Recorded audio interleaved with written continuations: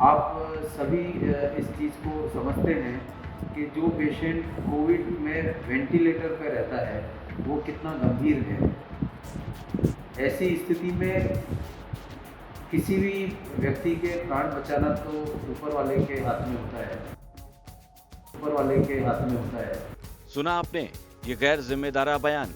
ऐसा बयान देने वाले ये साहब हैं कोटा मेडिकल कॉलेज के अधीक्षक नीलेश जैन।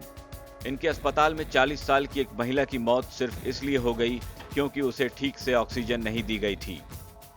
महिला ने ऑक्सीजन के अभाव में तड़प तड़प कर दम तोड़ दिया और अब मेडिकल कॉलेज के अधीक्षक उसकी मौत पर अफसोस व्यक्त कर रहे हैं। इलाज में लापरवाही की बात मानने को तैयार नहीं है। कहते हैं जिंदगी और मौत तो ऊपर वाले के हाथ में है। ऐसा भी नहीं है कि वेंटिलेटर जब अलार्म देते हैं तो ऑक्सीजन खत्म हो गई है इसलिए अलार्म दे रहे हैं। उनका तो एक जो मानक फिक्स रखते हैं अपन, उस थ्रेशोल्ड से जैसे ही कम होता है ऑक्सीजन तो वो अलार्म देते हैं। तो ये कहना कि स्टाफ की लापरवाही से या प्रशासन की लापरवाही से ये उस महिला की मौत हुई, ये तो बिल्कुल गलत है। आप सभी इस चीज़ को समझते हैं कि जो पेशेंट कोविड में वेंटिलेटर पर रहता है वो कितना गंभीर है। ऐसी स्थिति में किसी भी व्यक्ति के प्राण बचाना तो ऊपर वाले के हाथ में होता है। हम तो सिर्फ प्रयास ही कर सकते हैं और भरसक प्रयास किया गया, फिर भी मुझे दुख है कि उस महिला को हम नहीं बचा पाए। क्या ये साहब तब भी यही बात कहते अगर इस महिला की जगह इनके अस्पताल में इनके परिवार का कोई सदस्य या फिर रिश्तेदार एडमिट होता?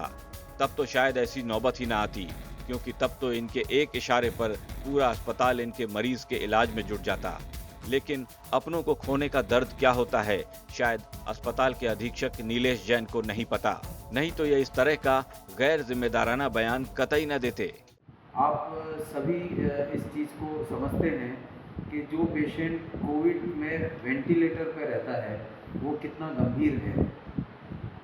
ऐसी स्थिति में किसी भी व्यक्ति के प्राण बचाना तो ऊपर वाले के हाथ में होता है। कोरोना की महामारी इतनी तेजी से फैल रही है कि कोटा के इस मेडिकल कॉलेज में ऑक्सीजन की खपत पहले से कहीं ज्यादा बढ़ गई है।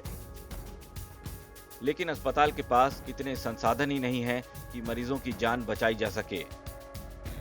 उस पर अस्पताल का ही एक जिम्मेदार अधिकारी किसी की मौत पर अपनी सफाई में ऐसा ओछा बयान देता है तो इससे जले पर नमक छिड़कने से भी ज्यादा दर्द होता है।